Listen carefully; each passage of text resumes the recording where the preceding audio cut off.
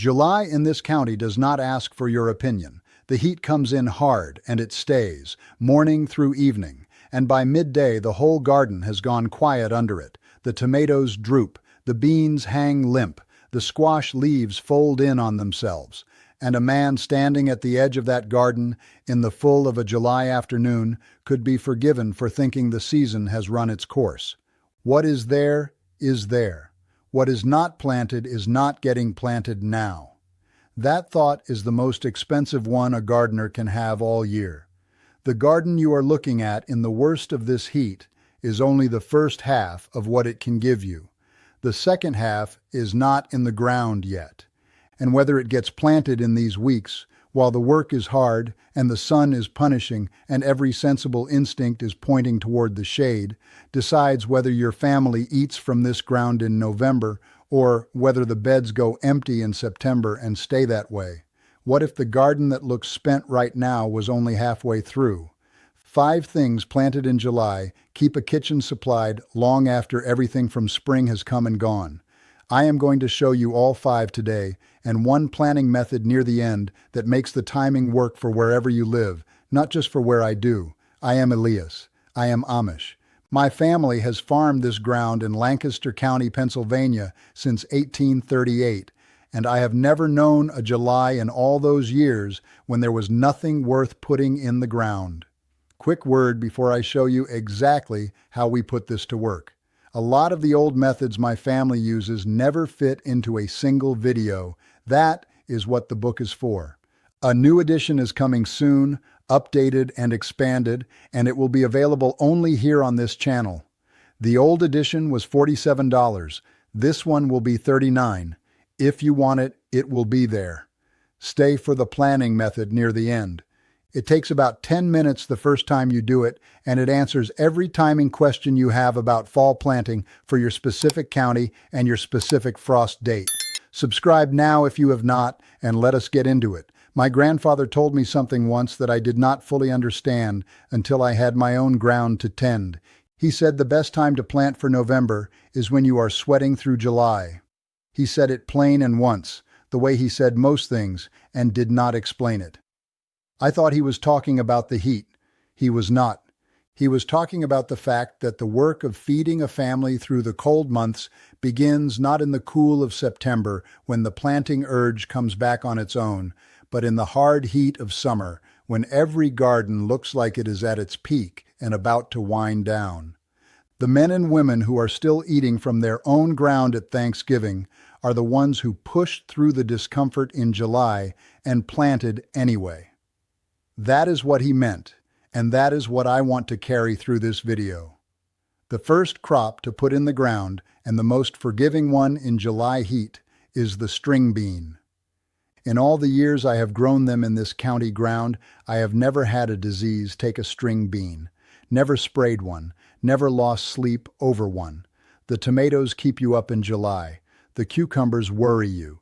The beans go on untroubled beside everything else. They go into the ground directly as seed, right where you want them to grow. No trays, no starting inside, no transplanting. You open the soil, lay in the seed, cover it, water it, and leave it alone. In a week, it is breaking the surface. In 8 weeks, you are picking. And while everything else in the garden is fighting the bugs and the heat of midsummer, the bean goes on beside it and does not fuss. The bean is built this way for a reason. Down in the root, it does something the heavy feeders cannot, fixing nitrogen from the air in the soil itself, so it does not depend on a rich bed the way your corn and your squash do. It is not so hungry. It is not so soft. The heat that stalls a tomato and the disease that travels up a cucumber vine pass the bean by.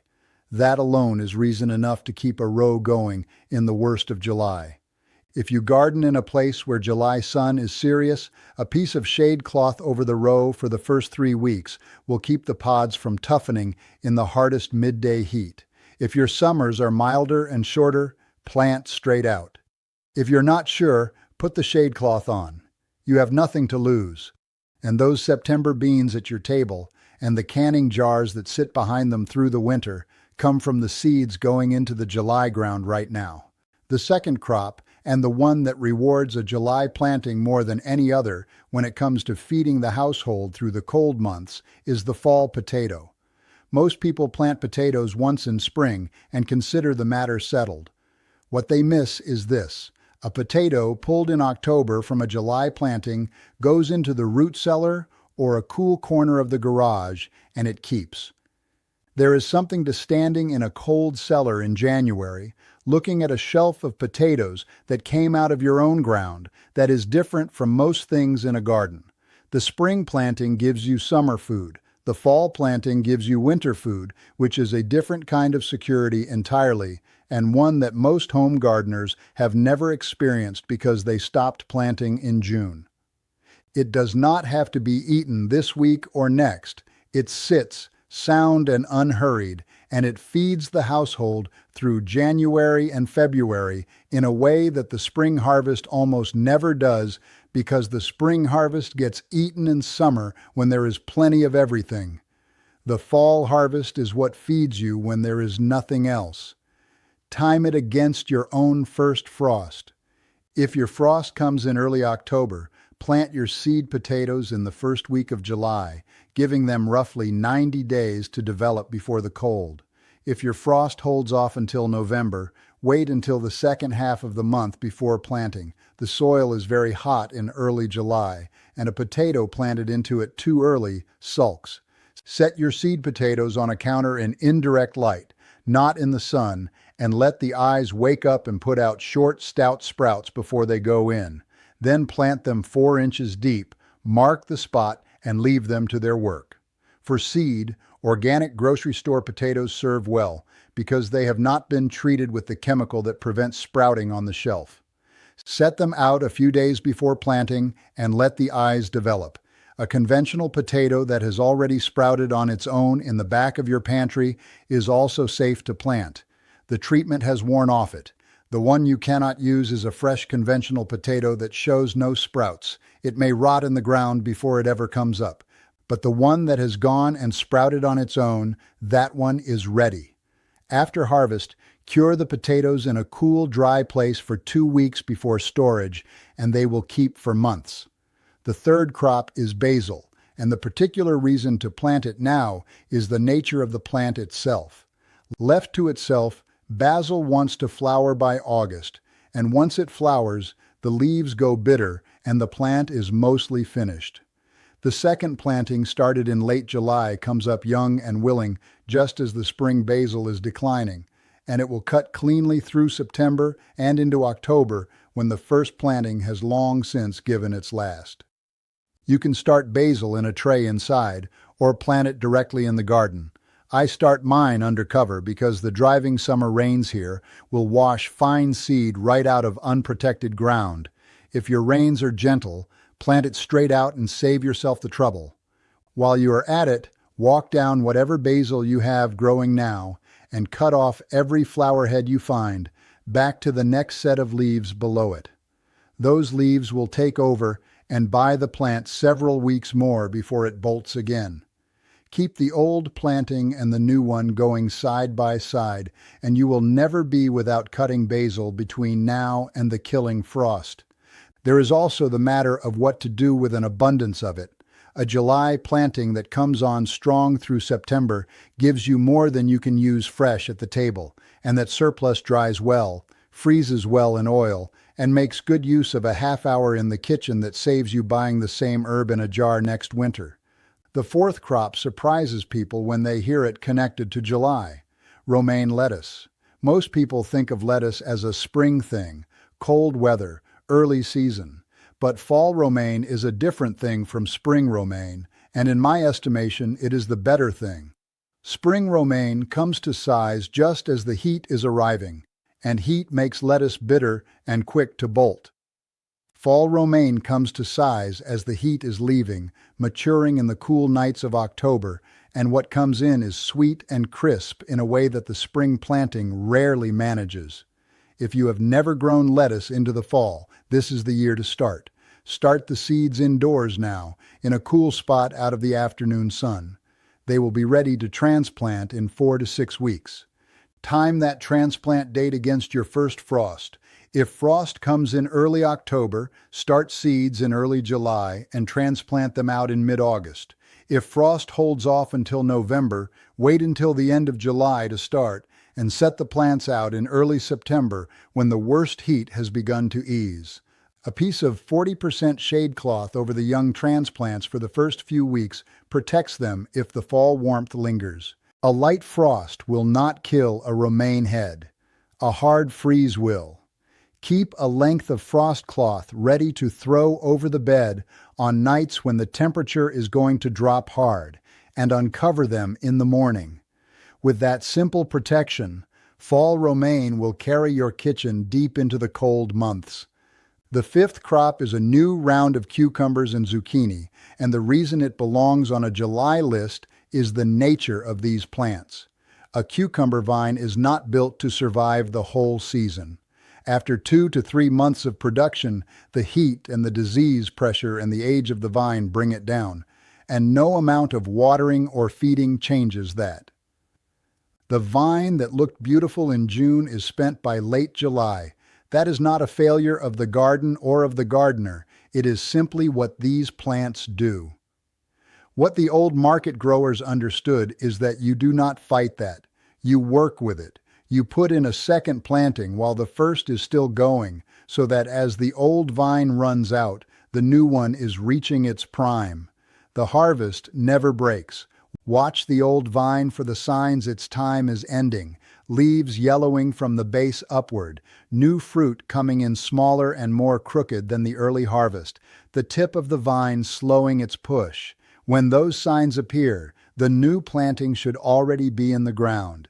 The hardest part of succession planting for most people is pulling a vine that is still technically alive and setting the occasional fruit. It feels wasteful.